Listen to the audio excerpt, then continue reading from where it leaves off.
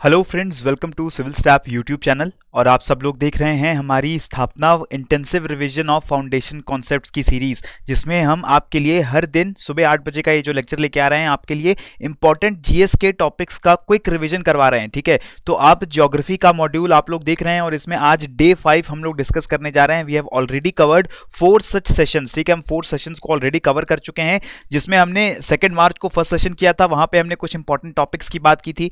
उसके बाद 3rd and 4th मार्च को हमने क्लाइमेटोलॉजी के important topics and world map इसको भी डिस्कस किया था। ठीक है, और अब जो है हम 5th मार्च को इंडियन लैंडफॉर्म्स एंड प्लेसेस इसकी भी बात कर चुके हैं। और आज के दिन that is on the 6th March we are talking about monsoon and drainage system of India. So हम ऑलरेडी जो है 4 लेक्चर्स उन्हें कंप्लीट कर चुके हैं। ये आज का 5th लेक्चर है, जिसमें हम रिवीजन करने जा रहे हैं वेरी वेरी इंपॉर्टेंट टॉपिक्स की, जो कि आपको ज्योग्राफी के कंपोनेंट्स में दिख सकते हैं इन दी अपकमिंग यूपीएससी प्रीलिम्स, चाहे वो 2020 का प्रीलिम्स हो, चाहे 2021 का प्रीलिम्स हो। ये टॉपिक जो हम डिस्कस कर रहे हैं सीरीज में, ये टॉपिक्स हमेशा एवरग्रीन रहने वाले हैं। हमेशा इनको पढ़ना, इनको रिवाइज करना आपको करना पड़ेगा ये काम।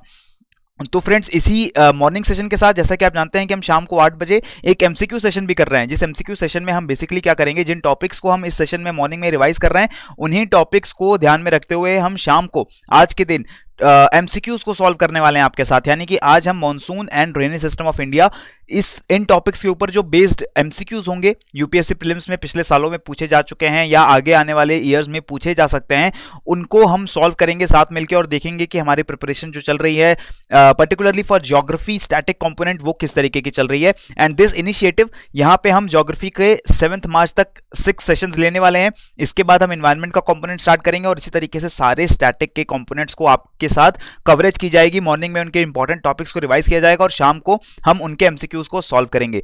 ठीक है दोस्तों, और इसके बाद स्टैटिक के बाद we will be also taking sessions for current affairs and CSAT also. तो ये जो पूरा इनिशिएटिव है आपके यूपीएससी प्रीलिम्स की प्रिपरेशन को और ज्यादा बेहतर बनाने के लिए काम करने वाला है।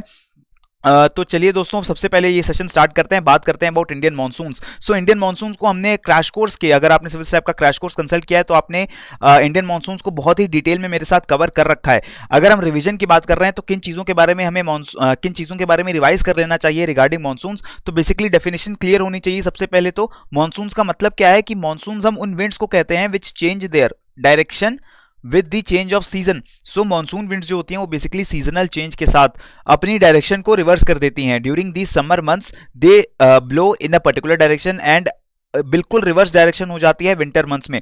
आप इस डायग्राम में भी देख सकते हैं। समर टाइम में अगर मैं बताऊं तो जो मॉनसून्स की डायरेक्शन है वो साउथ वेस्ट से नॉर्थ ईस्ट की तरफ है। ठीक है, एक जनरल डायरेक्शन की हम बात कर रहे हैं, साउथ वेस्ट से नॉर्थ ईस्ट की तरफ, इसे हम बोलते हैं south west monsoon. But in winters time this direction of wind it reverses entirely. आप देख रहे हैं आप, ये नॉर्थ ईस्ट से साउथ वेस्ट की तरफ डायरेक्शन हो चुकी है। ठीक है, तो ये जो डायरेक्शन का रिवर्सल हो गया है, इसी रिवर्सल की वजह से हम इन विंड्स को एक स्पेशल नाम दे रहे हैं, हम इनको बोल रहे हैं इंडियन मॉनसून विंड्स। ठीक है, और monsoon winds they are also known as secondary winds. जैसे हमने विंड सिस्टम की बात की थी हमारे प्रीवियस लेक्चर्स में, तो विंड सिस्टम को जब हमने रिवाइज किया था, हमने देखा था प्राइमरी विंड्स होती हैं, सेकेंडरी विंड्स होती हैं, देन टर्शियरी विंड्स आती हैं। ये जो मॉनसून विंड्स हैं, they are a type of secondary winds because these winds they are periodic, they change their direction depending on the season.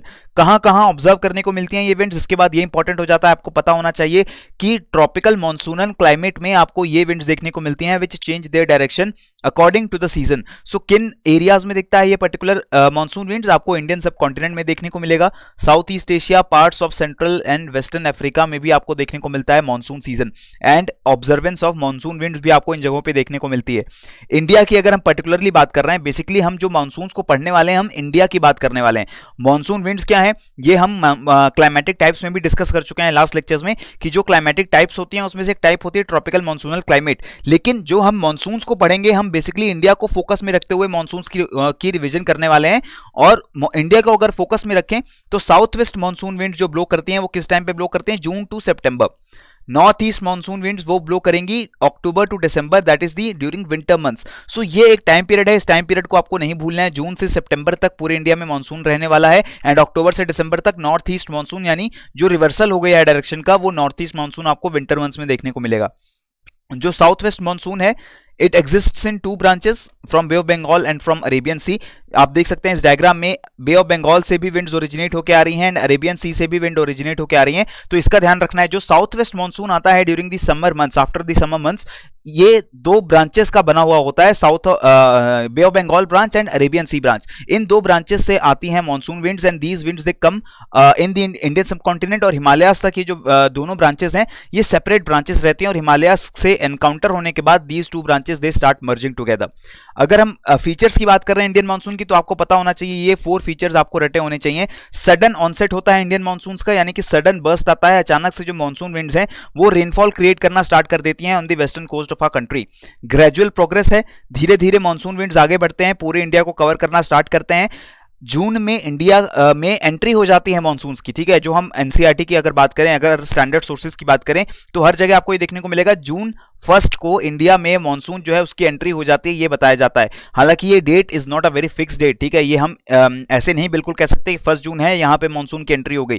Monsoon अपने टाइम से ऑब्वियसली थोड़ा आगे पीछे भी होता रहता है, बट जो 1 जून अगर हम कह रहे हैं कि इंडिया में मानसून की एंट्री हो रही है, तो इसका मतलब पूरे इंडिया में 1 जून को मानसून नहीं आ गया, सिर्फ वेस्टर्न कोस्ट पे मानसून 1 को आया है, ठीक है। और धीरे धीरे आगे बढ़ेगा this entire monsoon and it will reach the northern most part of our country, यानी कि हिमालयास के जस्ट साउथ तक ही जब तक मानसून विंड्स पहुंचेंगी 1 या 1.5 महीने बीत चुके होंगे, ठीक है। तो इसका मतलब ग्रेजुअल प्रोग्रेस होती है, फिर ग्रेजुअल रिट्रीट होती है, ठीक है। यानी कि अगर धीरे धीरे मानसून विंड्स आगे बढ़ रही हैं, उसी की तरह धीरे धीरे रिट्रीट भी करती हैं। एंड उसके बाद सीजनल रिवर्सल ऑफ विंड्स, ये तो इंपॉर्टेंट कैरेक्टरिस्टिक है ही। रिट्रीट करते वक्त मानसून विंड्स की जो स्पीड है वो स्लो रहेगी एंड उसके बाद जो डायरेक्शन है विंड्स की वो कंप्लीटली रिवर्स हो जाएगी और नॉर्थ ईस्ट मानसून रिप्लेस कर लेंगे साउथ वेस्ट मानसून को। क्लियर हुआ है हमें? नॉर्थ समर में एंड विंटर में मानसून विंड्स की क्या डायरेक्शन है, इस डायरेक्शन को बहुत ही ध्यान से आपको देखना है, किस डायरेक्शन में विंड्स ब्लो कर रही हैं। अब हम अगर आगे बात करें कि मानसून का मैकेनिज्म कैसा है, मॉनसून का मैकेनिज्म समझना इंपॉर्टेंट है, बिकॉज इसके ऊपर आपको एमसीक्यूज प्रीवियस ईयर्स में भी देखने को मिल चुके हैं। तो मॉनसून्स को एक्सप्लेन करने के लिए सबसे पहले एक थ्योरी आई थी, क्लासिकल थ्योरी। कौन लेके आया था? एडमंड हेली, ठीक है। सर एडमंड हेली ने मॉनसून को एक्सप्लेन करने की सबसे पहले कोशिश की थी इन दी 17th सेंचुरी, और उन्होंने कहा कि थर्मल कंट्रास्ट होता है लैंड एंड वाटर के बीच में, जिसकी वजह से मॉनसून विंड्स आ रही हैं। तो बेसिकली जो हमने लैंड एंड सी ब्रीज का कॉन्सेप्ट रिवाइज किया था क्लाइमेट की जब हमने बात की थी, तो जो लैंड एंड सी ब्रीज का कॉन्सेप्ट हमने रिवाइज किया है, यही लैंड एंड सी ब्रीज के कॉन्सेप्ट को लार्ज स्केल पे होते हुए मॉनसून बन जाता है, ये कहना है एडमंड हेली का इन दी क्लासिकल थ्योरी। मतलब कि जो हमारा इंडियन ओशन है, साउथ में जो इंडियन ओशन पड़ रहा है, Indian ocean and the Indian land mass, दोनों अलग अलग तरीके से हीट हो रहे हैं। समर्स के टाइम पे लो प्रेशर बन जाता है इंडियन लैंड मास के ऊपर, और मॉनसून विंड्स यानी south west monsoon winds ocean से लैंड की तरफ आने लगती हैं। उल्टा होगा विंटर्स में, क्योंकि अब जो इंडियन लैंड मास है वो ज्यादा ठंडा हो चुका है एंड जो ओशन है, इंडियन ओशन है, बे ऑफ बंगाल एंड अरेबियन सी, वो कंपैरेटिवली वार्मर हैं। देयरफॉर यहां पे आपको ओशंस के ऊपर लो प्रेशर देखने को मिलेगा और विंड्स हो जाएंगी north eastern monsoon winds.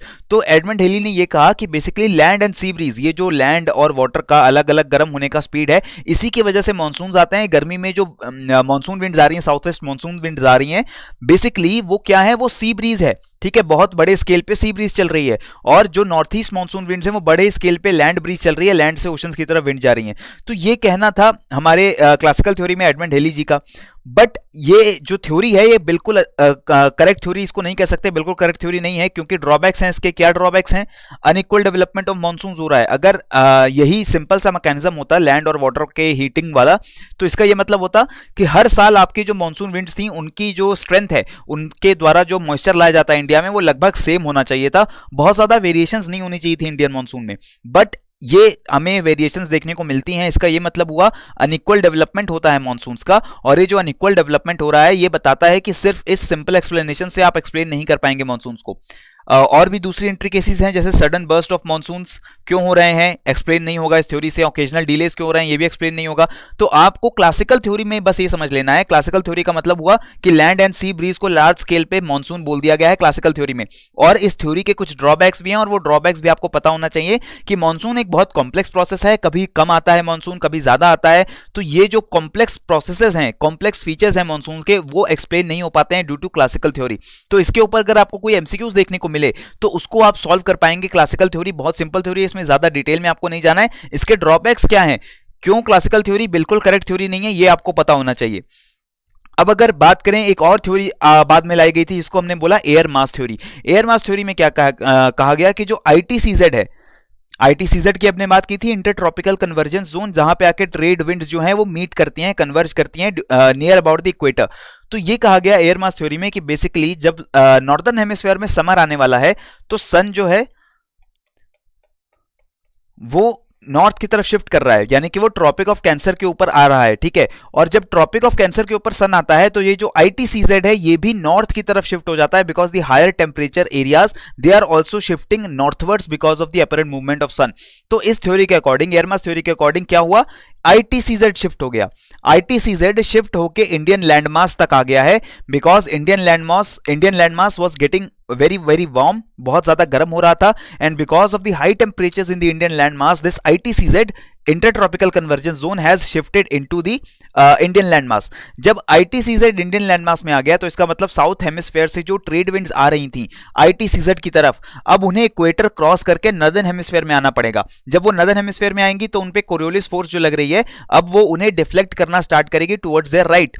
In the southern hemisphere they were being deflected towards their left, but अगर वो इक्वेटर को क्रॉस कर लेंगी तो उन्हें डिफ्लेक्शन मिलेगा टुवर्ड्स देयर राइट, और उनकी जो डायरेक्शन है वो साउथ वेस्ट से नॉर्थ ईस्ट की तरफ हो जाएगी, वो बन जाएंगे आपके साउथ वेस्ट मॉनसून विंड्स, ठीक है।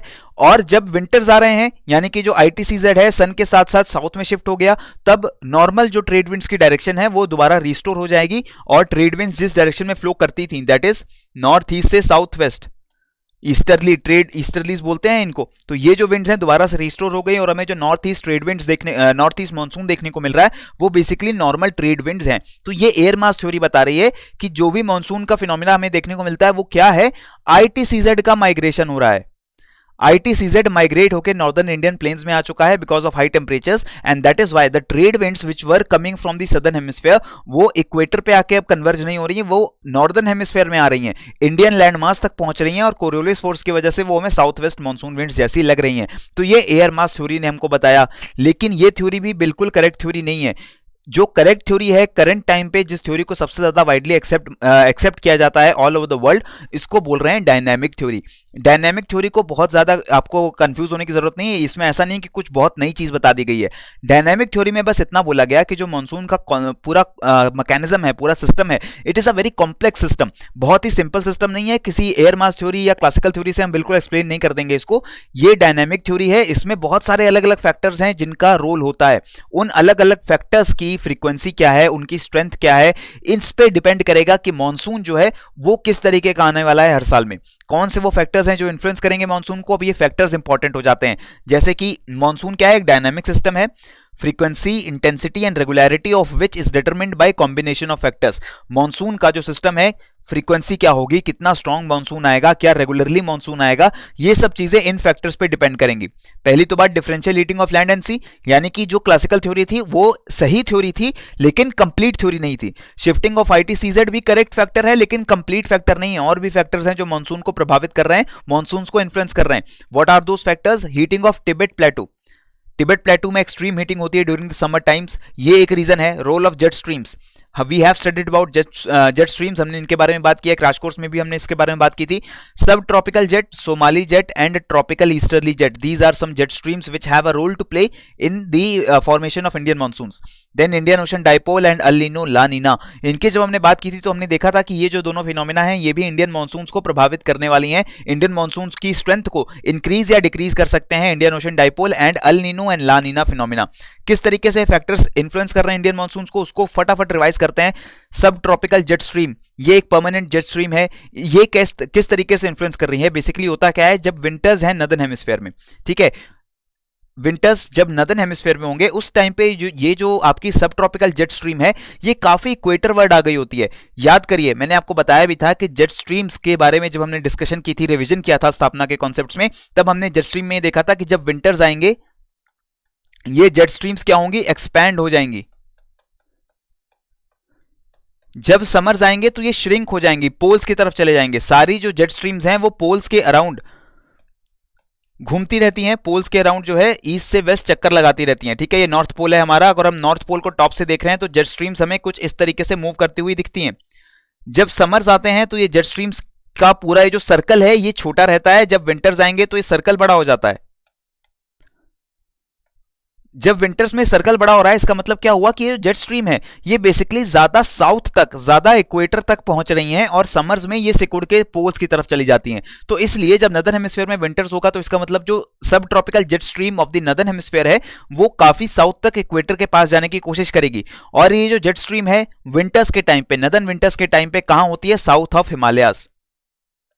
ठीक है, हिमालयास के साउथ में फ्लो कर रही है, आप देख सकते हैं इस मैप में। ये है आपकी विंटर जेट स्ट्रीम। और ये जो जेट स्ट्रीम है जब समर्स आएंगे तब श्रिंक होके ऊपर चली जाएगी, हिमालयास के पूरे तिब्बत प्लेटू के नॉर्थ में चली जाएगी। It shrinks and shift towards north flowing along the northern edge of Himalayas और एंड द तिब्बत प्लेटू।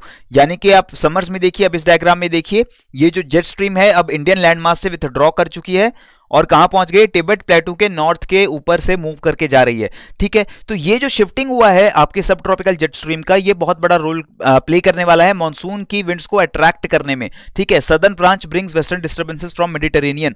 जब विंटर्स आते हैं तो हमने ये भी देखा है कि विंटर्स में जो वेस्टर्ली विंड्स हैं और सब ट्रॉपिकल जेट स्ट्रीम्स हैं ये आपके यूरोपियन रीजन से टेम्परेट साइक्लोन्स के रेमनेंट्स को खींच के इंडिया में ले आएंगी। तो यही जेट स्ट्रीम वो काम करने वाली है।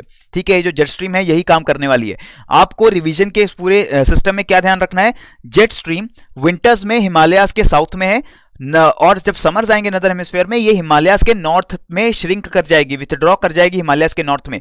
जब ये जेट स्ट्रीम नॉर्थ में शिफ्ट कर गई तो ये पूरा जो लैंड मास है इंडिया का, इसके ऊपर से जेट स्ट्रीम विथड्रॉ कर गई है। इसने जो वैक्यूम छोड़ा है उसको फिल करने के लिए जो एयर रशियन करके आ रही है वो आपको एक तरीके से दिखने वाली है एज अ मॉनसून विंड। तो ये भी एक तरीके का फैक्टर है जो कि मॉनसून की स्ट्रेंथ को इन्फ्लुएंस करने वाला है। ठीक है, तो पहला तो ये फैक्टर हो गया, सब ट्रॉपिकल जेट स्ट्रीम ये इन्फ्लुएंस करेगी। इसके बाद रोल आता है तिब्बत का। अब तिब्बत का रोल कैसे आ रहा है? बेसिकली क्या हो रहा है, समर्स के टाइम में तिब्बत बहुत तेजी से गर्म होगा। क्यों तेजी से गर्म होगा? बिकॉज तिब्बत की हाइट एक तो बहुत ज्यादा है, अप्रोक्सीमेटली अगर हम बात करें 3500-4000 मीटर के अराउंड हाइट है तिब्बत की above sea level. And Tibet जो है वो थोड़ा नहीं, काफी ड्राई रीजन भी है बिकॉज बहुत ज्यादा रेनफॉल नहीं है, बहुत ज्यादा वाटर बॉडीज नहीं है यहाँ पे। तो ये जो तिब्बत का एरिया है जब समर्स आएंगे नदर्न हेमिस्फीयर में, इंसोलेशन बहुत अच्छा खासा होने वाला है तिब्बत के ऊपर। And Tibet being a land area, being a semi arid area, काफी तेजी से गर्म होगा। तेजी से गर्म होगा अगर तिब्बत, तो जो एयर है तिब्बत के ऊपर वो जल्दी से गर्म होकर राइज करना स्टार्ट करेगी, वर्टिकल एयर करंट सेटअप होंगे। ये जो वर्टिकल एयर करंट्स हैं ये सरफेस, जो तिब्बत की हाइट है कितनी है? 4000 मीटर, यानी कि सरफेस से काफी ऊपर ये जो करंट्स हैं वो राइज हो रहे हैं। अगर 4000 मीटर की हाइट से ये करंट स्टार्ट होंगे तो इसका मतलब और ऊपर तक जाने वाले हैं, यानी ट्रोपोपॉज तक पहुंच सकते हैं वो करंट जो कि तिब्बत के ऊपर सेटअप होंगे। मैं उम्मीद कर रहा हूं आप लोग समझ पा रहे हैं, बिकॉज बाकी अगर जगहों की बात करें, अगर आप सी लेवल के पास हैं और प्रेशर लो हो गया तो air will start rising up, बहुत अच्छी बात है। लेकिन तिब्बत में जब गर्मी बढ़ रही है, तिब्बत में जब एयर को लो प्रेशर मिल रहा है, तब वो एयर 4000 मीटर की हाइट से ही राइज अप करना स्टार्ट करेगी। ठीक है, अगर 4000 मीटर की हाइट से ही राइज करना स्टार्ट कर रही है तो ट्रोपोपॉज की हाइट होती ही कितनी है? ट्रोपोपॉज की हाइट आप मान के चलिए उन्होंने एवरेज 8 किलोमीटर होगी। अब 8 किलोमीटर के अगर आसपास हाइट है और 4 किलोमीटर से ही विंड ऊपर उठना स्टार्ट हुई तो विंड काफी ऊपर तक ट्रोपोपॉज की हाइट तक पहुंच सकती है, ये जो तिब्बत प्लेटू से एयर राइज कर रही है। नाउ दिस एयर अगर ये राइज करके ट्रोपोपॉज तक पहुंच रही है, it takes form of a jet stream. क्यों जेट स्ट्रीम का फॉर्म ले रही है? बिकॉज अपर ट्रोपोस्फेयर में पहुंचने के बाद अब ये जो राइजिंग एयर है ये डाइवर्ज होना स्टार्ट करेगी बहुत ही तेजी से, और डाइवर्ज होगी तो अलग अलग डायरेक्शंस में ये जो एयर है as a temporary jet stream flow करना स्टार्ट कर देगी। सो इंटेंस हीटिंग होगी समर में, ये आपको ध्यान रखना है, जिसकी वजह से ट्रॉपिकल ईस्टर्ली जेट स्ट्रीम का जन्म होता है। ये जो ट्रॉपिकल ईस्टर्ली जेट है ये बेसिकली कौन सी हवा है? जो तिब्बत से राइज करके अलग अलग डायरेक्शंस में जाके अपर ट्रोपोस्फेयर में फ्लो कर रही है। आपको ध्यान रखना है ये जो एंटी साइक्लोन बना हुआ है तिब्बत के ऊपर, जो एयर डाइवर्ज हो रही है ये अपर ट्रोपोस्फेयर में हो रहा है, और ये जो एयर डाइवर्ज हो रही है इसको हम बोल रहे हैं ट्रॉपिकल ईस्टर्ली जेट स्ट्रीम। ये एक टेम्परेरी जेट स्ट्रीम है, ये तभी फॉर्म होगी जब तिब्बत के ऊपर टेम्परेचर इंक्रीज होगा। ये जो सेल बन गया कन्वेक्शन सेल, आप देख रहे हैं एयर डाइवर्ज हो रही है कुछ दूर जाके along the eastern coast of Africa, this air will start cooling down and नीचे डिसेंड करेगी। नीचे डिसेंड करेगी तो जिस सरफेस पे जाएगी वहां पे एक हाई प्रेशर बनाएगी जिसको हम बोलेंगे मैस्करीन हाई। मैस्करीन इज एन आइलैंड जो कि इंडियन ओशन में आपको देखने को मिलता है। तो ये जो मैस्करीन हाई बन रहा है this is an area of high pressure. This high pressure area will aid the monsoon winds, क्योंकि जो मॉनसून विंड्स हैं अब इस हाई प्रेशर रीजन से जो है दूर जाना स्टार्ट करेंगी टुवर्ड्स द इंडियन लैंडमास, जहां पे समर्स की वजह से टेम्परेचर कम है। तो आपको समझ आया कि यहां पे तिब्बत ने क्या हेल्प की है। तिब्बत ने मॉनसून विंड्स को ज्यादा स्पीड, ज्यादा स्ट्रेंथ देने का काम किया है। टिबेट में अगर ज्यादा गर्मी होगी तो ये जो सेल है वो ज्यादा स्ट्रांग होगा, यहाँ पे हाई प्रेशर भी ज्यादा स्ट्रांग बनेगा और ज्यादा तेजी से हवाएं जो मानसून विंड्स हैं वो इंडिया में पहुंचने वाली हैं। सो ये मैस्करीन हाई की formation is also very important. And winters के टाइम पे strong high pressure drives the north east monsoon winds. अगर विंटर्स हो रहे हैं तो टिबेट जो है वो काफी ठंडा होगा।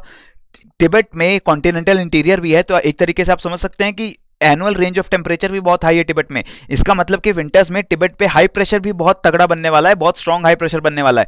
ये जो strong high pressure over Tibet, this will actually drive the north eastern trade winds. वो जो जिनको हम नॉर्थ ईस्टर्न मानसून भी बोल रहे हैं, ऑपोजिट डायरेक्शन की जो विंड्स हैं वो उनको भी हाई प्रेशर मिलने वाला है in the Tibet during the winters time. तो बेसिकली जो टिबेट है ये एसटीजे को सदर्न एंड नॉर्दर्न ब्रांचेस में भी डिवाइड कर रहा है। अभी हमने देखा था, अभी हमने पीछे बात की कि जो सब ट्रॉपिकल जेट स्ट्रीम है वो टिबेट के साउथ में, हिमालयास के साउथ में फ्लो करती हैं during the winters, and summers में हिमालयास के और टिबेट के नॉर्थ में फ्लो करती हैं। तो टिबेट का मल्टी रोल हो गया यहाँ पे। समर्स के टाइम पे टिबेट पे लो प्रेशर जो है वो मानसून, साउथ वेस्ट मानसून को हेल्प कर रहा है। विंटर्स के टाइम पे जो नॉर्थ ईस्ट मानसून है उसको हेल्प कर रहा है टिबेट पे high pressure. And Tibet is also dividing the subtropical jet stream into north and south branches, जो कि समर के टाइम पे नॉर्थ एंड साउथ ब्रांचेस आपको अलग अलग देखने को नहीं मिलेंगी। विंटर के टाइम पे आपको दोनों ब्रांचेस अलग अलग देखने को मिलती हैं। This is the role of Tibet. I understand कि ये जो टॉपिक है ये थोड़ा सा कॉम्प्लेक्स हो सकता है, मानसून को समझना is not very easy, but ये मानसून के जो सिंपल फंडे हैं, अगर आप इन फैक्टर्स को याद कर लेंगे, कौन कौन से फैक्टर इंपॉर्टेंट है आपके, फैक्टर इंपॉर्टेंट है टिबेट, टिबेट की हीटिंग कूलिंग कैसे हो रही है इंपॉर्टेंट है, जेट स्ट्रीम्स ये इंपॉर्टेंट है।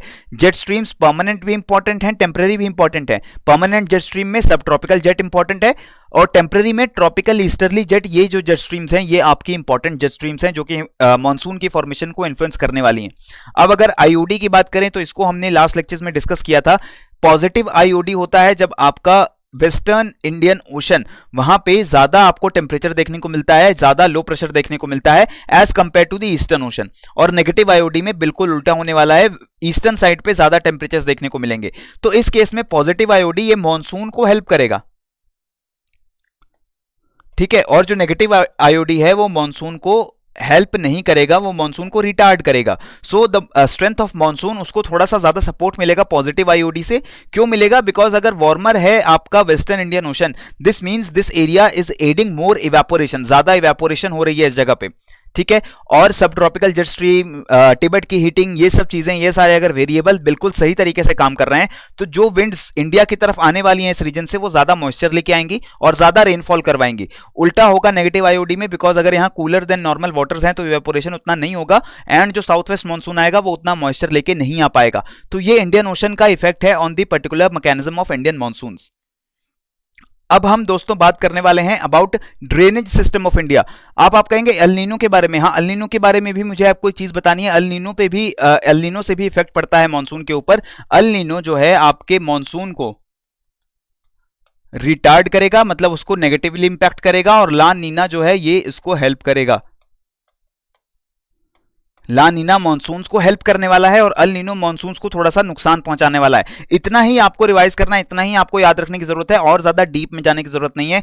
प्रीलिम्स में स्पेशली ज्योग्राफी के इतने कॉम्प्लेक्स क्वेश्चंस आपको देखने को नहीं मिलेंगे। जिन लोगों का ऑप्शनल है ज्योग्राफी, उनकी किस्मत खराब है, उनको ये सब चीजें पढ़नी पड़ेंगी। लेकिन बाकी जीएस के स्टूडेंट्स के लिए ये इंफॉर्मेशन कि अल नीना क्यों इंपैक्ट करता है, क्या मैकेनिज्म है, ये ज्यादा इंपॉर्टेंट नहीं है, बिकॉज साइंटिस्ट अभी ऑलरेडी अभी इसको पढ़ रहे हैं। इतना जरूर कंफर्म है कि अल नीनो से नुकसान होगा मॉनसून को एंड ला नीना से फायदा होगा, तो इस चीज का आपको रखना है ध्यान। अब हम बात करते हैं ड्रेनेज सिस्टम्स इन इंडिया की।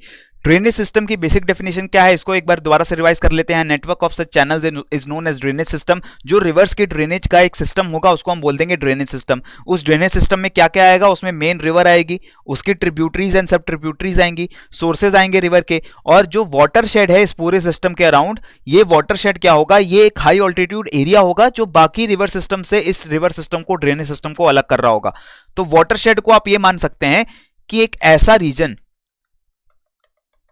इस रीजन में जितना भी पानी आए, इस पूरे रीजन में जितना भी वाटर आए, चाहे वो रेनफॉल से आ रहा है, चाहे स्नोफॉल से आ रहा है, चाहे ग्राउंड वाटर है, चाहे सरफेस वाटर है, आप समझ सकते हैं कि इस रीजन में जितना वाटर आएगा वो इस रिवर के थ्रू होके ओशंस तक पहुंचेगा।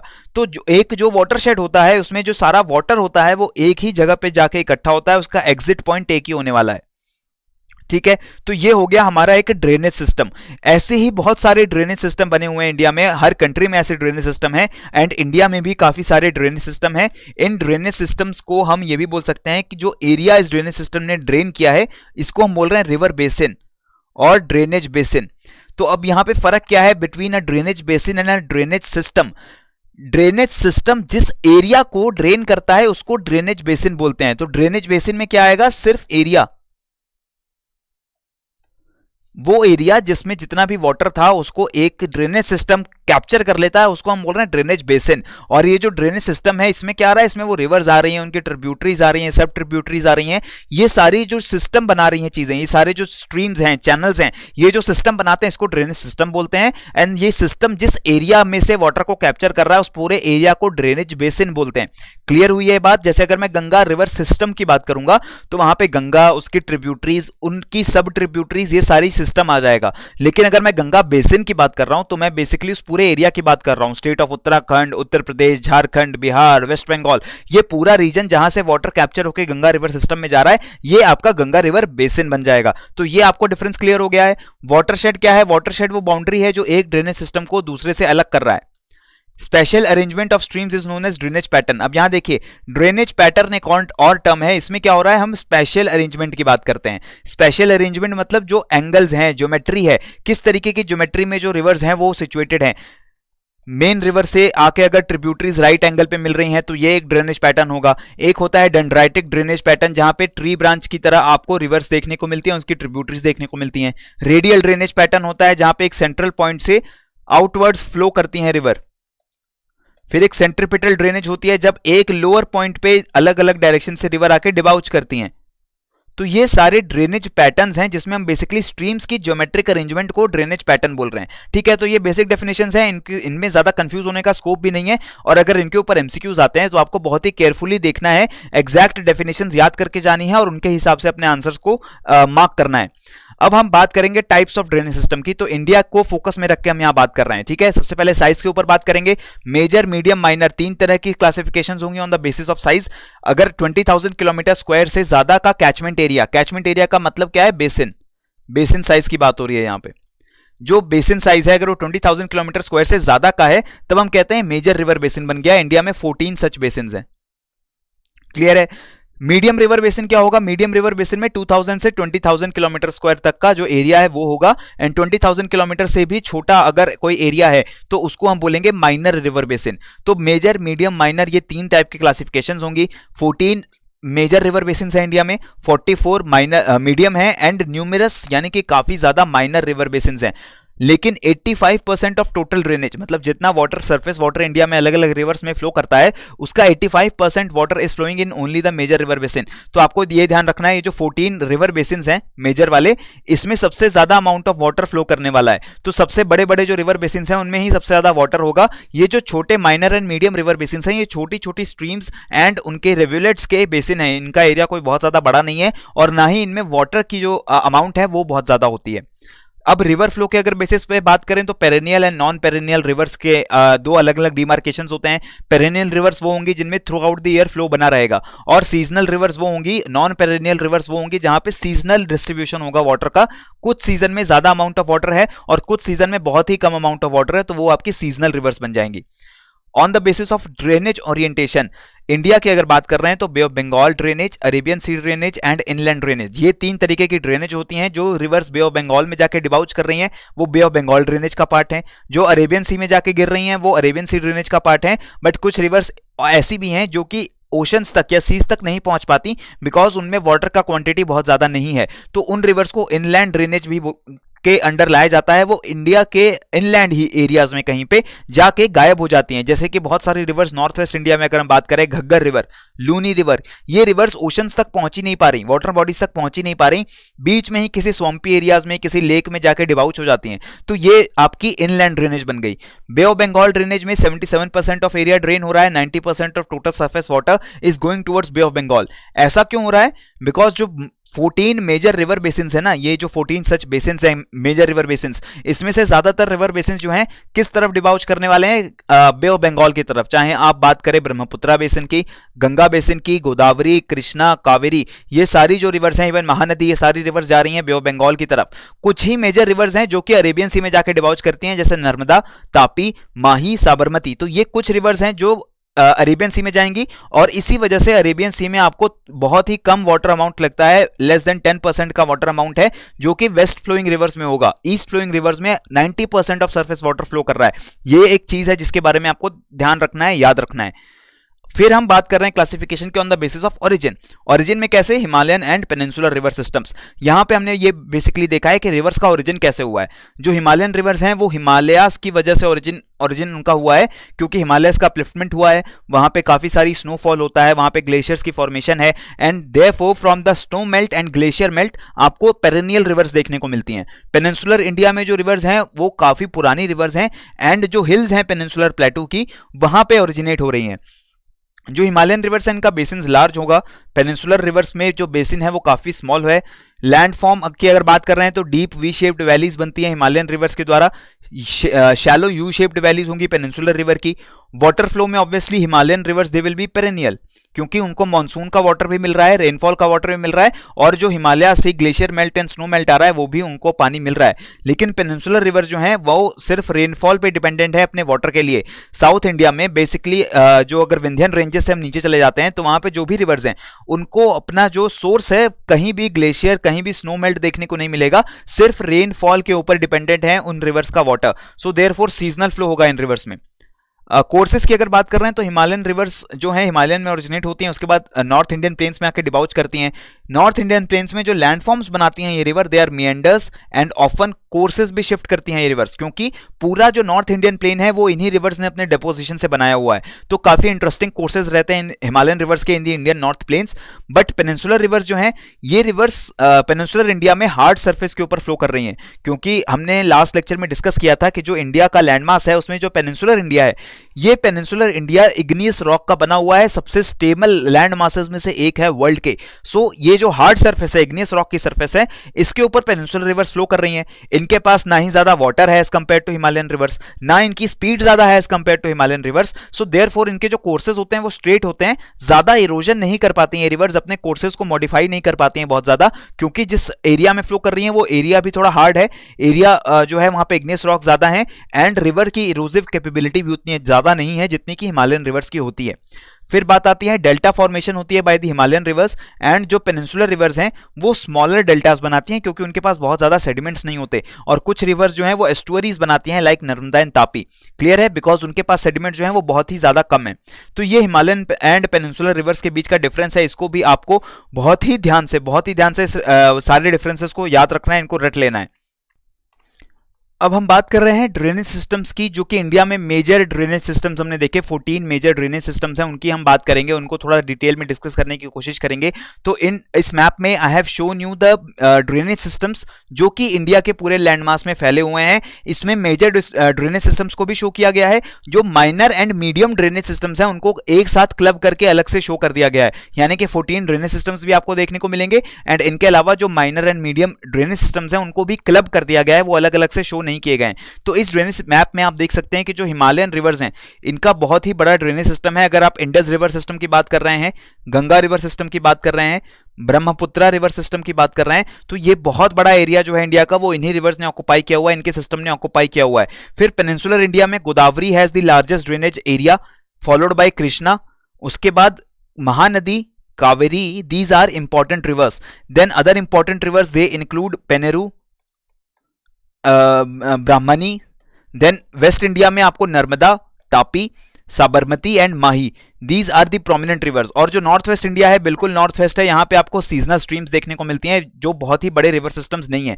तो ये मैप जो है ये सिर्फ आपके रेफरेंस के लिए है, इसमें आपको ये पता चलेगा कि कौन सा एरिया कौन सी रिवर के द्वारा ड्रेन किया जा रहा है। सो दिस एरिया, ये पूरा मैप आपको याद करने की जरूरत नहीं है, आप बिल्कुल याद करिए, मैं ऐसा नहीं कह रहा हूं, लेकिन रिवाइज करिए मतलब आप रिवर्स की लोकेशन जरूर देखिए, क्योंकि अगर यूपीएससी प्रीलिम्स में एमसीक्यूज बनेंगे रिवर्स के ऊपर और एब्सोल्युटली बनेंगे, प्रीवियस ईयर्स में भी पूछे जा चुके हैं, तो उन एमसीक्यूज इसको सॉल्व करने के लिए you must have an idea कि किस ड्रेनेज सिस्टम की बात हो रही है, ताकि आप किस रीजन में लोकेटेड है वो रिवर, इसके बारे में आपको पता रहे। एक एक करके रिवर सिस्टम की बात करते हैं। पहले इंडस रिवर सिस्टम की बात करेंगे। जो मेजर रिवर्स हैं कौन सी हैं? Indus, Jhelum, Chenab, Ravi, Beas and Sutlej. Sources भी मैंने यहाँ पे लिस्ट कर दिए हैं और लेंथ भी लिस्ट कर दी है अलग अलग रिवर्स की। ग्लेशियर्स, जो सोर्स है इंडस का, कैलाश रेंज में जो ग्लेशियर है मानसरोवर लेक के पास, वहां से ओरिजिनेट होगा। झेलम रिवर का सोर्स है कश्मीर वैली में वेरीनाग स्प्रिंग है, वहां पे ओरिजिनेट होती है झेलम। बारालाचा पास के पास चेनाब रिवर का ओरिजिनेशन है। रावी एंड ब्यास रिवर्स बहुत ही करीब ओरिजिनेट होती हैं रोहतांग पास के। दोनों रिवर्स के जो सोर्सेज हैं वो एक दूसरे से बहुत ज्यादा दूर लोकेटेड नहीं है। सतलज अगेन मानसरोवर लेक के पास ओरिजिनेट होती है इन Tibet. So Indus and Sutlej ये दो रिवर्स हैं जो कि इंडिया में ओरिजिनेट नहीं हो रही हैं, तिब्बत में ओरिजिनेट हो रही हैं और फिर इंडिया में आती हैं, एंटर करती हैं। झेलम, चेनाब, रावी, ब्यास ये जो आपकी रिवर्स है इंडस रिवर सिस्टम की, ये इंडिया में ओरिजिनेट हो रही हैं, इसका आपको ध्यान रखना है। लॉन्गेस्ट रिवर कौन सी है? इंडस लॉन्गेस्ट रिवर है। बट अगर हम सिर्फ इंडिया की बात करें कि इंडिया में जो रिवर्स की लेंथ है उसके हिसाब से अगर रैंक करना स्टार्ट करेंगे तो इंडस की जो लेंथ है वो काफी कम हो जाती है और चेनाब ये आपकी लॉन्गेस्ट रिवर बन जाएगी इन इंडिया, ठीक है। और इसके बाद सतलज है, ये भी एक बहुत इसकी लेंथ भी काफी ज्यादा है। But Beas river is the shortest river, ये शॉर्टेस्ट रिवर है, इंडिया में ओरिजिनेट हो रही है और इंडिया में ही खत्म भी हो जाती है। इंडिया में ही ये ब्यास रिवर जो है सतलज में जाके मिल जाती है। अब इंडस रिवर की बात कर रहे हैं। इंपॉर्टेंट ट्रिब्यूटरीज इसको याद रखना जरूरी है। गिलगिट, गाटांग, द्रास, शिगर, हुंजा, जास्कर, श्योक, काबुल, ये जो रिवर्स हैं ये इंपॉर्टेंट ट्रिब्यूटरीज हैं। अभी जो मैंने रिवर्स आपके साथ बात की थी, झेलम, सतलुज, रावी, चिनाब, ये सारी रिवर्स भी इंडस की ट्रिब्यूटरीज हैं। लेकिन ये वो ट्रिब्यूटरीज हैं जो आपको बहुत ज्यादा जिनके बारे में सुनने को नहीं मिलेगा। जैसे कि काबुल रिवर है, ये अफगानिस्तान में फ्लो कर रही है, लेकिन ये इंडस रिवर में आके मिलती है। श्योक जो है ये नॉर्दर्न मोस्ट ट्रिब्यूटरी कहा जाता है इसको इंडस की। इसी तरीके से जो नुब्रा है ये श्योक की नॉर्दर्न मोस्ट ट्रिब्यूटरी है। तो ये जो पूरा एरिया है इस मैप में आप देख सकते हैं, बहुत सारी रिवर्स हिमालयाज की कराकोरम रेंजेस में, ग्रेटर हिमालयन रेंजेस में ओरिजिनेट हो रही हैं और ये जो पूरा सिस्टम है काफी ज्यादा कॉम्प्लेक्स होने वाला है। तो आपको बेसिकली वो रिवर्स जो कि इंडिया में फ्लो करती हैं इनके बारे में तो इंफॉर्मेशन होनी ही चाहिए। इंडस रिवर में पंचनद का वाटर जाके मिल रहा है। पंचनद मींस झेलम, चिनाब, रावी, ब्यास, सतलज, ये जो 5 रिवर्स हैं अपना वाटर एक्यूमुलेट करके पंचनद रिवर फॉर्म करती हैं जो कि इंडस रिवर में जाके मिल जाता है। This river empties into the Arabian sea south of Karachi. एक डेल्टा की फॉर्म में ये जो इंडस रिवर अपना डेल्टा फॉर्म करती है कराची सिटी के पास। फिर आती है झेलम रिवर जो कि श्रीनगर के थ्रू फ्लो होके जा रही है, और वूलर लेक जो कि एक फ्रेश वाटर लेक है इन श्रीनगर, इस लेक में भी एंटर होती है आपकी झेलम रिवर। इसका ओरिजिन कहाँ है? कश्मीर में ही वेरीनाग स्प्रिंग में ओरिजिन हो रहा है झेलम का। इंडिया पाकिस्तान की बाउंड्री की तरह भी एक्ट करती है for about 170 kilometres.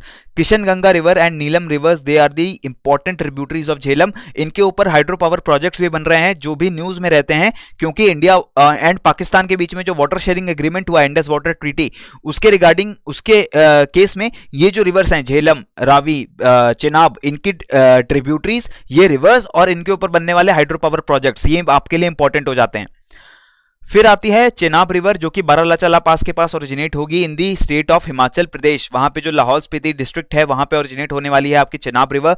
Basically Chenab river दो रिवर्स के मिलने से बनती है, चंद्रा एंड भागा रिवर्स। एंड ये जो दोनों रिवर्स हैं ये एक दूसरे से बहुत ज्यादा दूर लोकेटेड नहीं है, but at an altitude of 4900 meters ये जो दोनों चंद्रा एंड भागा रिवर्स हैं मिलती हैं और चेनाब रिवर की फॉर्मेशन करती हैं। सलाल डैम, बगलीहार डैम, पकाल दूल डैम, दूल हस्ती एंड रतले डैम, ये वो डैम्स हैं जो कि चेनाब रिवर के ऊपर कंस्ट्रक्ट किए जा रहे हैं। एंड पाकिस्तान ने अपना ऑब्जेक्शन रेज किया है इन सभी डैम्स के ऊपर, तो ये भी आपको पता होना चाहिए इन सभी डैम्स के बारे में। फिर सतलज रिवर की बात करते हैं, ये ओरिजिनेट हो रही है इन तिब्बत और शिपकीला पास के थ्रू हिमाचल प्रदेश स्टेट में एंटर करती है this river. Before entering Punjab plains यानी हिमाचल प्रदेश को क्रॉस करने के बाद this river it cuts a deep gorge where the Bhakra dam is located on the Sutlej river. From near Firozpur to Fazilka, it forms the boundary between India and Pakistan for about 120 kilometers before draining into Pakistan. So again, India Pakistan की boundary बनने वाली है ये Sutlej river for about 120 kilometres. And Ravi, Chenab and Jhelum के combined waters को receive करता है सतलज। सबसे पहले जो ब्यास रिवर है वो सतलज में आके मिलती है, देन ब्यास एंड सतलज जो कंबाइंड रिवर है वो रावी, चिनाब एंड झेलम की कंबाइंड रिवर से मिलकर पंजनद बनाएगी जो कि इंडस रिवर में जाके मिल जाएगा। ठीक है, तो ये भी हमें बात क्लियर हो गई। इन सभी रिवर्स में से ये ध्यान रखना है, ब्यास रिवर एक ऐसी रिवर है जो कि ओरिजिन भी इंडिया में हो रहा है जिसका, एंड वो रिवर सतलज रिवर में आके मिल भी जाती है इंडिया में ही। पूरा कोर्स जो है वो ब्यास का इंडिया में ही लाई करता है, ये अकेली ऐसी रिवर है इंडस रिवर सिस्टम की। अब बात करते हैं गंगा रिवर सिस्टम की। यहां भी मैंने आपको इंपॉर्टेंट कुछ रिवर्स और उनके सोर्स मेंशन कर दिए हैं ताकि इसको भी आप जो है वो याद कर सकें। Ramganga river, Ghaghara river, Kali Gandak, Budhi Gandak, Kosi, Bhagirathi, Yamuna, Chambal, Banas, Betwa, Ken, Son and Damodar. So these are the rivers belonging to the Ganga river system and I have mentioned their respective sources also. तो इनको भी डिस्कस करने का कोई ज्यादा फायदा नहीं है, लेकिन इन सबको आपको रिवाइज करना पड़ेगा कि कौन सी रिवर किस एरिया में से ओरिजिनेट हो रही है, इसको भी आपको रिवाइज करना पड़ेगा. अब हम बात कर रहे हैं गंगा रिवर की. जो इंपॉर्टेंट रिवर है उसको ही पिक कर रहा हूं मैं आपके साथ, क्योंकि इसको डिटेल्ड एक्सप्लेनेशन मैंने आपको क्रैश कोर्स में दे रखी है.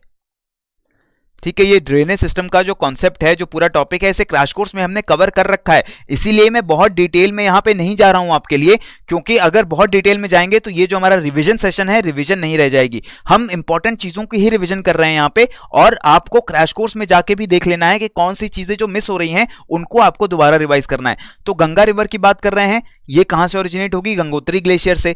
कौन सी रिवर ओरिजिनेट होती है? भागीरथी रिवर ओरिजिनेट होती है गंगोत्री से. भागीरथी रिवर अलकनंदा से मिलती है at Devprayag in Uttarakhand, and वहां से हमें टेक्निकली बोल सकते हैं कि गंगा रिवर ओरिजिनेट हो गई है. 5 स्टेट्स के थ्रू पास करेगी, Uttarakhand, UP, Bihar, Jharkhand and waste Bengal. ठीक है, ये सिर्फ गंगा रिवर की बात हो रही है. At Farakka it bifurcates into Bhagirathi Hooghly in West Bengal and Padma मेघना इन बांग्लादेश.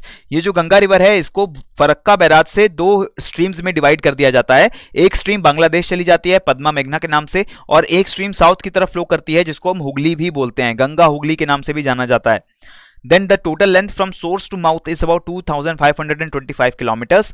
टेहरी डैम जो कि भागीरथी पे बना हुआ है is the highest dam in India and 4th highest in the world. तो हाईएस्ट डैम है इंडिया का कौन सा? टेहरी डैम, जो कि भागीरथी रिवर के ऊपर कंस्ट्रक्टेड है.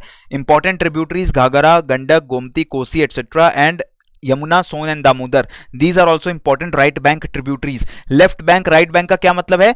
रिवर जिस डायरेक्शन में फ्लो कर रही है उसकी रेस्पेक्ट से लेफ्ट की तरफ से कौन सी रिवर ज्वाइन करेगी, राइट की तरफ से कौन सी रिवर ज्वाइन करेगी, ये चीज डिटरमाइन करता है left bank and right bank tributaries को. फॉर एग्जांपल अगर मैं यमुना की बात करूं तो यमुना राइट बैंक ट्रिब्यूटरी हुई या लेफ्ट बैंक ट्रिब्यूटरी हुई? क्योंकि गंगा जो है, गंगा जिस डायरेक्शन में फ्लो कर रही है उसके हिसाब से अगर देखेंगे तो यमुना राइट साइड से आके ज्वाइन कर रही है गंगा को. Therefore Ganga Yamuna is the right bank tributary of Ganga. तो ये left bank and right bank का जो डिस्टिंक्शन है, इसके हिसाब से अगर आप ट्रिब्यूटरीज को याद करेंगे तो भी अच्छा है, लेकिन एटलीस्ट आपको ट्रिब्यूटरीज तो याद करनी पड़ेंगी मेजर रिवर्स की, चाहे गंगा हो, यमुना हो, घाघरा हो, गंडक हो. ये कौन सी रिवर किसकी ट्रिब्यूटरी है ये आपको याद करना पड़ेगा. और अगर आप पेनिनसुलर रिवर्स की बात करें या नॉर्थ ईस्ट में जो मेजर रिवर है ब्रह्मपुत्र, तो इनकी भी ट्रिब्यूटरीज को आपको याद करना पड़ेगा, क्योंकि एग्जामिनर भी जानता है कि गंगा के बारे में आप शायद पढ़ के आ गए होंगे.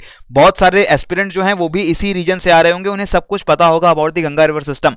लेकिन जो रिवर साउथ में फ्लो कर रही हैं, कावेरी की क्या ट्रिब्यूटरी है, गोदावरी की क्या ट्रिब्यूटरी है, ब्रह्मपुत्र की कौन सी ट्रिब्यूटरी है, ये भी याद करना है, क्योंकि ज्यादा चांसेस हैं कि इन्हीं के ऊपर आपको क्वेश्चन देखने को मिलेगा. फिर यमुना की ब्रीफली बात कर रहे हैं. यमुना जो है उत्तराखंड में ओरिजिनेट होती है यमुनोत्री ग्लेशियर से, जो कि बांदारपुंज पीक के पास लोकेटेड है. हिमाचल प्रदेश, उत्तराखंड, हरियाणा, दिल्ली एंड यूपी इन स्टेट से फ्लो होकर जाएगी after Uttarakhand. Main affluent in the upper reaches is the Tons River, which also rises from this particular Bandarpunj glacier. It has few left bank tributaries, one of them being Hindon. जो यमुना है इसकी बहुत ही कम left bank tributaries हैं. Right bank tributaries काफी हैं, जैसे Chambal, Sindh, Betwa and Ken. These are peninsular rivers. आप देख सकते हैं ये चंबल, सिंध, बेटवा, केन, ये पेनिनसुलर रिवर्स हैं because of their origin. But अगर हम सिस्टम की बात करेंगे तो इनका पूरा जो सिस्टम है, these rivers they are part of the Ganga river system. Originate हो रही है पेनिनसुला में, लेकिन गंगा रिवर सिस्टम का पार्ट बन चुकी हैं. चंबल रिवर जो कि यमुना की ट्रिब्यूटरी है, ये विंध्यन रेंजेस में ओरिजिनेट हो रही है. कल हमने इस रेंज के बारे में बात की थी. Flows through the Malwa प्लेटू before joining Yamuna. Madhya Pradesh, Rajasthan, Uttar Pradesh, in 3 states के थ्रू फ्लो होकर जाती है आपके Chambal river. Deep ravines and badland topography आपको देखने को मिलती है चंबल रिवर के कोर्स में, क्योंकि ये जो एरिया है सेमी एरिड एरिया है. सिवियर इरोजन हो चुका है इस पूरे रीजन में because of Chambal river, and इस सिवियर इरोजन की वजह से the land has been converted into a bad land topography which is unfit for cultivation. काफी इंपॉर्टेंट प्रोजेक्ट्स लोकेटेड हैं चंबल रिवर के ऊपर, जैसे Gandhi Sagar dam, Rana Pratap Sagar, Jawahar Sagar dam and Kota barrage. All these projects they are located on the Chambal river. फिर एक important river है जिसकी बात कर रहे हैं, दामोदर रिवर की. दामोदर रिवर फ्लो होकर जाती है थ्रू दी छोटा नागपुर प्लेटू, और हमने कल बात की थी कि छोटा नागपुर प्लेटू को हजारीबाग प्लेटू में और रांची प्लेटू में भी डिवाइड करती है. तो ये जो दामोदर रिवर है वो छोटा नागपुर प्लेटू में ही राइज कर रही है, इन्हीं की हिल्स में राइज करती है, and flows through a rift valley. In Jharkhand and waste Bengal, दो स्टेट से फ्लो होके जाएगी, झारखंड और उसके बाद वेस्ट बंगाल, और फिर वहां पे ये हुगली को जाके ज्वाइन कर लेती है, क्योंकि हुगली रिवर की ट्रिब्यूटरी है दामोदर रिवर। इस दामोदर रिवर की ट्रिब्यूटरी या सब ट्रिब्यूटरी कौन सी है? बाराकार, कोनार, बोकारो एंड हाहारो, ये कुछ रिवर्स हैं जो कि दामोदर रिवर की ट्रिब्यूटरीज हैं। इसको सौरो ऑफ बंगाल के नाम से भी जाना जाता है। क्यों? क्योंकि दामोदर रिवर में पहले, अब तो नहीं होता, पहले काफी फ्रीक्वेंट फ्लडिंग होती थी, but nowadays Damodar river is not known as sorrow of Bengal because काफी सारे प्रोजेक्ट्स बना दिए गए हैं इस दामोदर रिवर के ऊपर, और इस वजह से ज्यादा फ्लड्स अब नहीं आते दामोदर रिवर में। एंड दामोदर रिवर की एक और खास बात यह है कि बहुत ही इंपॉर्टेंट इंडस्ट्रियल रीजन से होके जाती है हमारी दामोदर रिवर। आप अगर स्टील प्लांट्स की बात करें, कोल प्लांट्स की बात करें, तो काफी सारे steel plants, coal mines located है in this particular area of Jharkhand and waste Bengal. This Damodar river, इसके ऊपर जो प्रोजेक्ट्स बने हैं वो काफी ज्यादा इंपॉर्टेंट रहे हैं, काफी ज्यादा क्रूशियल रहे हैं for providing electricity and power to these industries. So therefore Damodar river जो है ये इंडस्ट्रियल या इकोनॉमिक पॉइंट ऑफ व्यू से भी इंपॉर्टेंट रिवर है। कोसी रिवर की बात कर रहे हैं तो इसको सप्त कौशिकी नाम से भी जाना जाता है। 7 streams which originate in the country of Nepal, they merge together first into 3 streams, Tomar, Arun and soon Kosi, and ये जो 3 streams हैं वो खुद ज्वाइन करके क्या बनाती हैं? कोसी रिवर बनाती हैं। कोसी को सौरो ऑफ बिहार बोलते हैं फॉर द सेम रीजन कि बहुत फ्रीक्वेंट फ्लडिंग होती थी कोसी रिवर में। कोसी रिवर बहुत ज्यादा सेडिमेंट लेके आती है बेसिकली अपने साथ। ये सेडिमेंट्स की वजह से जो कोसी रिवर है इसका कोर्स काफी ज्यादा चेंज होता रहता है, कभी डिपोजिशन ज्यादा हो गया, कभी डिपोजिशन कम हो गया, इस वजह से चैनल का जो डायरेक्शन है वो चेंज होता रहता है, एंड बहुत ज्यादा फ्रीक्वेंट फ्लड्स आते रहते हैं कोसी रिवर में। हालांकि अब जो कोसी रिवर है इसको टेम करने की कोशिश की जा चुकी है, फ्लड्स को कम करने की कोशिश की जा चुकी है। अब हम बात कर रहे हैं ब्रह्मपुत्रा रिवर की। नॉर्थ ईस्ट इंडिया का जो मेजर रिवर सिस्टम है ब्रह्मपुत्रा रिवर सिस्टम, ये रिवर ओरिजिनेट कहां हो रही है? चेमायुंगदुंग ग्लेशियर पे। कहां? कैलाश रेंज के पास, जहां से इंडस और सतलज रिवर का ओरिजिन हो रहा था, उसी एरिया में वेरी क्लोज टू दो सोर्सेज आपकी ब्रह्मपुत्रा रिवर भी ओरिजिनेट होने वाली है। नमचे बारवा के पास से सिंटेक्शियल बेंड होगा, हिमालयस का जहां से सिंटेक्शियल बेंड होता है वहीं से ये जो रिवर है इसने भी अपना साउथवर्ड बेंड ले लिया, और ब्रह्मपुत्रा रिवर जो है वो साउथवर्ड बेंड करके इंडिया में एंटर करना स्टार्ट कर गई। अब ये जो रिवर है इसको अलग अलग नाम से जाना जाता है in different parts of its course. अगर तिब्बत की बात करेंगे तो तिब्बत में इसको सांगपो के नाम से भी जाना जाता है। जब ये अरुणाचल प्रदेश में एंटर कर जाएगी तो इसको दिहांग या सियांग नाम से भी जाना जाता है, and it enters into Assam valley near Sadia. तो अरुणाचल प्रदेश में बहुत ही डीप गॉर्ज बना रही है रिवर, जहां पे इसको दिहांग नाम से जाना जाएगा, but once it enters into Assam after Sadiya इसको ब्रह्मपुत्रा के नाम से बोला जाता है, ब्रह्मपुत्रा कहा जाता है। इंपॉर्टेंट ट्रिब्यूटरीज क्या हैं? सुबनसिरी, कामेंग, धानसिरी, रायडक, तीस्ता, ये इंपॉर्टेंट ट्रिब्यूटरीज हैं जो नॉर्थ की तरफ से ज्वाइन करती हैं ब्रह्मपुत्रा रिवर को। रेनफॉल इस रीजन में काफी ज्यादा होती है, ये भी हम डिस्कस कर चुके हैं पहले। ये जो आपका नॉर्थ ईस्टर्न रीजन है इसमें काफी ज्यादा रेनफॉल होने वाली है, काफी ज्यादा रेनफॉल होगी। This entire water will be going into the Brahmaputra river eventually, क्योंकि जो भी वाटर है वो अलग अलग सर्फेसेस के थ्रू होके ब्रह्मपुत्रा रिवर में ही जाके गिरेगा। अगर आप इस रीजन की टोपोग्राफी को देख रहे हैं तो आप समझ पाएंगे कि बीच में ये एक वैली बनी हुई है, surrounded by hills on all the sides. चाहे मेघालय की बात करें, बडायल रेंज की बात करें, अरुणाचल प्रदेश में हिमालयस की बात करें, फिर नागालैंड हिल्स हैं, तो ये जो फनल बना हुआ है, असम में वैली बनी हुई है और चारों तरफ से हिल्स से सराउंडेड है। सो जितना वाटर रेनफॉल के थ्रू आने वाला है, this entire water will be flowing into the Brahmaputra and this will cause annual huge floods in the state of Assam, जो कि हर साल का फीचर है। हर साल बारिश होगी, काफी ज्यादा वाटर आएगा इस रीजन में, एंड आपको फ्लड्स देखने को मिलेंगे असम में। इंपॉर्टेंट ट्रिब्यूटरीज भी हैं यहाँ पे, Dibang, Lohit, Dhansiri, Kolong etcetera, Kameng, Manas, Raidak, Jaldhaka, Teesta, Subansiri, these are the important rivers tributaries of Brahmaputra river. Majuli island भी इंपॉर्टेंट है, ये वर्ल्ड का लार्जेस्ट रिवराइन आइलैंड है, यानी रिवर के ऊपर बना हुआ वर्ल्ड का सबसे बड़ा आइलैंड है, ये भी ब्रह्मपुत्रा रिवर के ऊपर लोकेटेड है। क्लियर है? इस रिवर के बारे में भी आपको सारी इंफॉर्मेशन जो है इसको रिवाइज करना है, क्रैश कोर्स के अपने कोर्सेज को वहां से भी आप खंगालिए और वहां से भी देखिए कि किन चीजों को आपको इंपॉर्टेंट तरीकों से याद करना है। अब हम पेनिनसुलर रिवर्स की बात करने जा रहे हैं, जो रिवर सिस्टम्स पेनिनसुलर इंडिया में ज्यादा इंपॉर्टेंट है। जैसे महानदी की अगर हम बात करेंगे तो ये महानदी का रिवर बेसिन छत्तीसगढ़, ओडिशा इन स्टेट्स में एक्सटेंड करेगा, and some parts of Maharashtra, Jharkhand and Madhya Pradesh में भी आपको महानदी रिवर सिस्टम देखने को मिलता है। दंडकारण्य के फुटहिल से ओरिजिन होता है महानदी का, इन रायपुर डिस्ट्रिक्ट ऑफ छत्तीसगढ़। कौन से स्टेट में ओरिजिन है? छत्तीसगढ़ में ओरिजिन है। मेजर रिवर है पेनिनसुलर इंडिया की, अगर गोदावरी के बाद महानदी का ही नंबर आता है in terms of flood producing capacity and water potential. काफी ज्यादा अमाउंट ऑफ वाटर फ्लो करता है महानदी रिवर में। हीराकुड डैम बना हुआ है महानदी रिवर के ऊपर ही, एंड महानदी रिवर जो है ये फॉल्स पॉइंट जो कि ओडिशा में ही लाई करता है, वहां पे जाके अरेबिया बे ऑफ बंगाल में जाके मिल जाती है before after diverging into several channels. मतलब ये जो पूरी महानदी रिवर है अलग अलग चैनल्स में डिवाइड होके आगे मिल जाती है बे ऑफ बंगाल में। इंपॉर्टेंट ट्रिब्यूटरीज भी यहां मेंशन की हुई हैं, शिवनाथ, हसदेव, मंद एंड इब and Onge, Tel and Jonk, these are important tributaries of Mahanadi river. फिर आती है गोदावरी रिवर। गोदावरी रिवर को हम दक्षिण गंगा के नाम से भी जान रहे हैं बिकॉज पेनिनसुलर इंडिया में काफी इंपॉर्टेंट रिवर सिस्टम है गोदावरी का। This is the largest river system of peninsular India and therefore it is also known as Dakshin Ganga. Rise कहां कर रही है? Trimbakeshwar in the Nashik district of Maharashtra. आप देखेंगे कृष्णा की बात हो, कावेरी की बात हो, गोदावरी की बात हो, ये जो इंपॉर्टेंट रिवर्स हैं ये वेस्टर्न घाट्स के से ओरिजिन होने वाला है इनका। नासिक डिस्ट्रिक्ट से ओरिजिनेट हो रही है, Trimbakeshwar in the Nashik district of Maharashtra.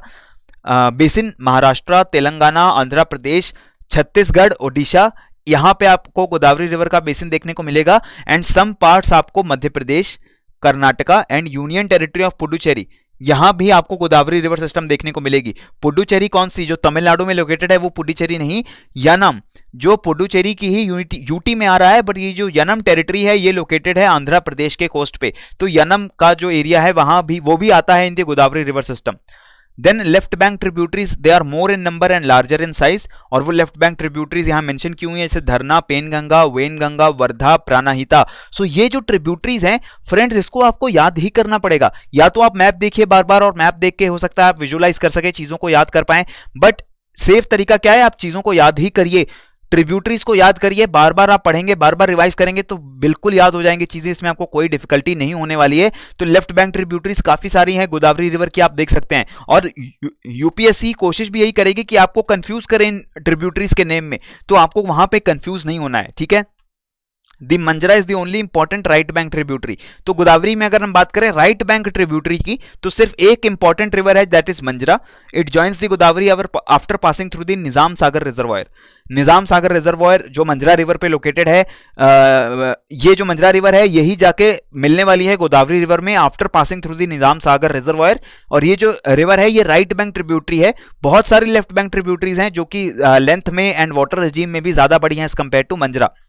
Below Rajamundry, the river that is Godavari divides itself into two main streams, Gautami Godavari and Vasishtha Godavari. On the west, यानी कि Gautami Godavari on the east, Vasishtha Godavari on the west, and a large delta is formed before pouring into the Bay of Bengal. जो कृष्णा और Godavari reverse हैं ये एक दूसरे के काफी नजदीक अपने डेल्टा की फॉर्मेशन बोलते हैं, इसीलिए हम इसको कभी कभार केजी डेल्टा भी बोलते हैं, कृष्णा गोदावरी डेल्टा। इसको केजी बेसिन के नाम से भी आपने सुना होगा टर्म को। तो काफी क्लोजली इन दोनों रिवर्स के डेल्टास भी लोकेटेड हैं। और अगर हम कृष्णा रिवर की बात कर रहे हैं तो अगेन जो कृष्णा रिवर है second largest east flowing river है आफ्टर गोदावरी। महाराष्ट्र, तेलंगाना, आंध्र प्रदेश एंड कर्नाटका, ये जो हमारी स्टेट्स हैं इनके थ्रू होके फ्लो होके जाने वाली है कृष्णा रिवर। महाबलेश्वर में ओरिजिनेट होगी महाराष्ट्र में। So Godavari and Krishna both these rivers ये कहां ओरिजिनेट हुई हैं? महाराष्ट्र स्टेट में ओरिजिनेट हुई हैं। Krishna Delta appears to merge with that formed by Godavari and extends about 35 km into the sea. Left bank tributaries में Bhima river, Musi river, Muneru river, ये important rivers हैं, हैदराबाद मूसी रिवर के ऊपर लोकेटेड है। राइट बैंक ट्रिब्यूटरीज में घाट प्रभा, कोयना, मालप्रभा, तुंगभद्रा, ये भी इंपॉर्टेंट ट्रिब्यूटरीज हैं। Tungabhadra is the largest tributary for river Krishna and Koyna is an also important river जो कि महाराष्ट्र के वेस्टर्न साइड में फ्लो करता है। इंपॉर्टेंट डैम्स कौन से हैं? नागार्जुना सागर, श्रीसैलम, अलमाटी, बसावा सागर, ये कुछ इंपॉर्टेंट डैम्स हैं जो कृष्णा रिवर के ऊपर लोकेटेड हैं। इन डैम्स को भी आपको याद रखने की कोशिश करनी है। मैं जान रहा हूं बहुत सारी चीजों को मैं बहुत तेजी से बता रहा हूं आपको, बिकॉज याद करने वाला सामान ज्यादा है, यहां पे समझने के लिए आपको कुछ नहीं है, ठीक है। सिर्फ रिवाइज करना है, चीजों को दोबारा से पढ़ना है, और अगर याद नहीं हो रहा तो फिर से पढ़ना है, बार बार पढ़ना है। और जो यूपीएससी प्रीलिम्स में क्वेश्चंस आएंगे वहां पे आपकी मेमोरी ही टेस्ट होने वाली है। कुछ ही क्वेश्चंस ऐसे होंगे related to the drainage system जहां पे कुछ लॉजिक लग रहा होगा, जहां पे कुछ कॉन्सेप्ट्स लग रहे होंगे।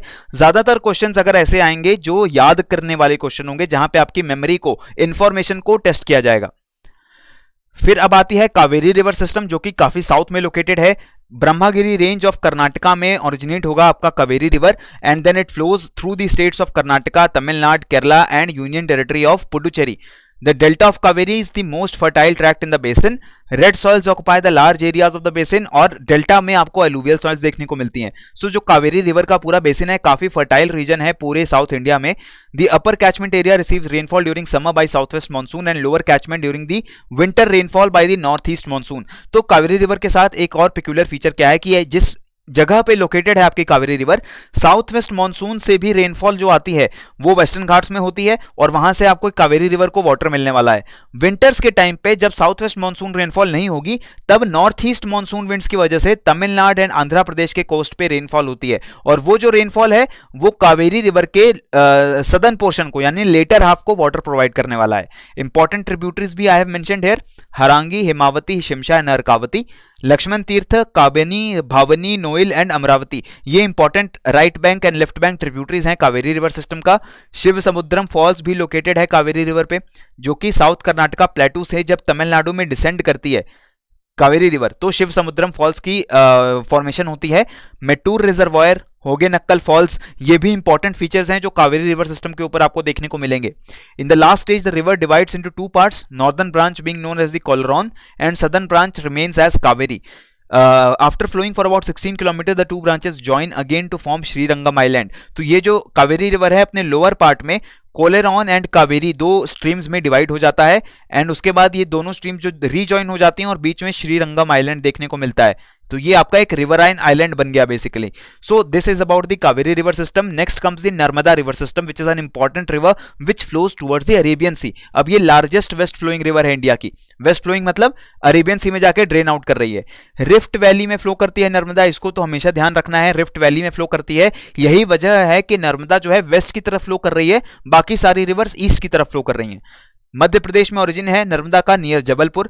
Gujarat, Maharashtra and Chhattisgarh in states में जो है बेसिन लोकेटेड है नर्मदा रिवर सिस्टम का। अब एक चीज आप और ध्यान रखिएगा, बेसिन में एंड रिवर पासेस थ्रू और फ्लोज थ्रू कोर्स में फर्क है। फॉर एग्जाम्पल अगर मैं नर्मदा रिवर की बात कर रहा हूं तो नर्मदा रिवर छत्तीसगढ़ से होके पास नहीं करती, बट जो बेसिन है वो छत्तीसगढ़ में बिल्कुल है, बिकॉज काफी स्ट्रीम्स छत्तीसगढ़ की ऐसी हैं जो मध्य प्रदेश में एंटर करती हैं और फिर जाकर नर्मदा में मिल जाती हैं। So therefore if we talk about the basin of river Narmada वो ज्यादा बड़ा होगा। बट अगर हम कोर्स की बात करेंगे कि ये रिवर किन स्टेट्स के थ्रू होके जाती है, किन स्टेट से फ्लो होके जाती है, तो वहां पे आपको छत्तीसगढ़ नहीं इंक्लूड करना है for the case of Narmada. Narmada flows through Gujarat, Madhya Pradesh and Maharashtra. Total length from source in Amarkantak in MP to its estuary in gulf of Khambhat is about 1310 kilometres. ठीक है, 1310 किलोमीटर की लेंथ है इस रिवर की। There are several islands in its estuary of which Aliya Bet island is the largest. Dhuandhar falls near Jabalpur, Kapildhara falls near Amarkantak, Sahastradhara falls near Maheshwar, they are some important waterfalls which are located on the Narmada river in the state of Madhya Pradesh. इस river की बहुत ज्यादा tributaries नहीं है, major tributaries नहीं है, छोटी छोटी स्ट्रीम्स ऑब्वियसली हैं जो नर्मदा में आके मिलती हैं, बट बहुत बड़ी ट्रिब्यूटरीज नहीं है because this river is flowing in a rift valley, a very narrow rift valley, जिसमें बहुत ज्यादा स्कोप नहीं है कि बाहर के एरिया से रिवर आके फ्लो करें। मार्बल हिल्स कहते हैं उन मार्बल रॉक्स को जिनके थ्रू फ्लो होके जाते हैं नर्मदा रिवर सिस्टम, बिकॉज जिस रिफ्ट वैली में नर्मदा फ्लो कर रही है it is composed of limestone rocks and therefore it is also known as marble hills. Indira Sagar, Sardar Sarovar, Omkareshwar, Bargi and Maheshwar, these are some important hydropower projects located on the Narmada river system. Next comes the Tapi river जो नर्मदा के just south में flow कर रही है। नर्मदा और तापी के बीच में एक माउंटेन रेंज आती है, उसको हम क्या बोलते हैं, सतपुरा रेंजेस। ठीक है, तो second largest west flowing river है पेनिनसुलर इंडिया की तापी रिवर, 724 किलोमीटर की इसकी लेंथ है। मुल्ताई मध्य प्रदेश में is the source and gulf of Khambhat in the gulf of Khambhat में इसका एस्टुअरी बनता है। एमपी, मध्य प्रदेश, गुजरात एंड महाराष्ट्र इन 3 स्टेट से फ्लो होकर जाती है आपकी Tapi river. The hill region of the basin is well forested while the plains are broad and fertile area suitable for cultivation. Tapi river की भी कोई बहुत ज्यादा मेजर ट्रिब्यूटरीज नहीं है because Tapi river is again flowing in a rift valley. West flowing rivers from Western Ghats. अब देखिए western घाट से बहुत सारी स्ट्रीम्स हैं जो ओरिजिनेट होकर वेस्ट की तरफ जाती हैं। अगर आप कोर्स की इंडिया के ये सदर्न पेनिनसुला की बात करेंगे तो ये आपके वेस्टर्न घाट्स हैं और रेनफॉल की वजह से बहुत सारी स्ट्रीम्स ओरिजिनेट होंगी and directly they start flowing towards the Arabian Sea. So ये वेस्ट फ्लोइंग रिवर्स हैं जो वेस्टर्न घाट से ओरिजिनेट हो रही हैं। इसमें भी काफी सारी इंपॉर्टेंट रिवर्स आती हैं, बहुत बड़ी रिवर्स नहीं है बट वो रिवर्स इंपॉर्टेंट इसलिए हो जाती हैं क्योंकि इस रीजन के लिए इंपॉर्टेंट है। जैसे पेरियार रिवर की बात करें, हम बात करें शरावती रिवर की, हम बात करें मांडवी रिवर की, तो ये रिवर्स भी हैं जो वेस्टर्न घाट से ओरिजिनेट होकर वेस्ट की तरफ फ्लो करने वाली हैं। These rivers they make important waterfalls. They are an important source for drinking water for the western coastal plains. And Jog और Garsopa falls, very famous falls जो कि शरावती रिवर पे लोकेटेड हैं. These are the most famous waterfalls in India. इनको कई जगहों पे mention भी किया गया है, चाहे एनसीईआरटी की बात हो. सो प्रीवियस ईयर क्वेश्चन में भी जॉग या गरसोपा फॉल्स के ऊपर क्वेश्चन आ चुके हैं. फिर लूनी रिवर की बात कर रहे हैं. लूनी रिवर कहाँ है? पुष्कर वैली में ओरिजिनेट हो रही है, in the Aravalli ranges. Ajmer के पास ओरिजिनेशन है लूनी रिवर का. And then this river is flowing towards the west. ये अगेन वेस्ट की तरफ फ्लो कर रही है Luni river. And it passes through the south eastern portion of Thar desert and ends in the marshy lands of Rann of Kutch in Gujarat. तो आप देखिए ocean यानी अरेबियन सी तक नहीं पहुंच पाया आपका Luni river, run of Kutch में ही आके डिसअपियर हो गया after travelling 495 kilometres. So water of this river they are brackish in Rajasthan. Brackish का मतलब स्लाइटली सेलाइन वाटर होता है, इसीलिए इस रिवर को लूनी बोला जा रहा है. Luni in the local language means salty river. So this is a salty river क्योंकि जो जिस रीजन से फ्लो कर रही है वहां पे पहली तो बात सेमी एरिड रीजन है, वहां पे काफी हाई इवेपोरेशन होने वाला है. जो सॉइल है उस रीजन की वहां पे भी हाई सॉल्ट कंटेंट है. So therefore this river become slightly brackish, slightly सेलाइन. Luni is the only river basin of any significance in western Rajasthan which forms the bulk of the arid zone. जो western Rajasthan है यानी अरावली के western side पे जो राजस्थान है वहां बहुत ही कम रिवर्स हैं, बहुत ही कम स्ट्रीम्स हैं, और एक नोटेबल जो रिवर है that is the Luni river system. Now next मैंने यहाँ पे क्या किया, मैंने आपको कुछ रिवर्स दे दी हैं और इनकी सारी इंपॉर्टेंट ट्रिब्यूटरीज को एक साइड पे आपके लिए मेंशन कर दिया है. आप चाहें तो इस टेबल को भी अपने नोट्स में जो है कॉपी कर सकते हैं और वहां से अगर आप इन रिवर्स की इन ट्रिब्यूटरीज को ही याद कर लेंगे तो मैं आपको बोल सकता हूं कि एटलीस्ट आपके पास इतनी इंफॉर्मेशन हो जाएगी कि जो एमसीक्यूज आएंगे आपको यूपीएससी प्रीलिम्स में उसमें से आप ऑप्शंस को एलिमिनेट कर पाएंगे. ठीक है, ऑप्शंस को एलिमिनेट कर पाएंगे, 2-3 स्टेटमेंट्स में से 1-2 को आप एलिमिनेट कर पाएंगे और अपने क्वेश्चन को अगर 100% सॉल्व नहीं कर पाए तो फिर भी एट लीस्ट आप कुछ ऑप्शंस को एलिमिनेट करके अपनी एक्यूरेसी को थोड़ा सा इंक्रीज कर पाएंगे दोस्तों. सो फ्रेंड्स, इसी के साथ हमारा ये जो स्थापना का सेशन था ये यहां पे ओवर हो रहा है. हमने कुछ monsoon and drainage systems of India से जुड़े हुए इंपॉर्टेंट टॉपिक्स को फटाफट रिवाइज किया है यहाँ पे. आज शाम का जो सेशन होगा 8 PM वहां पे हम क्या करेंगे, monsoon in India and the drainage system in India, इसके ऊपर हम एमसीक्यूज को सॉल्व करने वाले हैं और देखने वाले हैं कि जो रिवीजन हम लोगों ने की है, जो स्टडी हम लोगों ने की है, हम लोग हैवी टॉपिक्स में आ चुके हैं. अब इन हैवी टॉपिक्स के ऊपर हमारी प्रिपरेशन कैसी है, हमारे एमसीक्यूज किस तरीके से सॉल्व हो रहे हैं. तो चलिए आज शाम को मिलने वाले हैं अब हम लोग लाइव सेशन में. तब तक के लिए keep on revising and keep on learning. जय हिंद.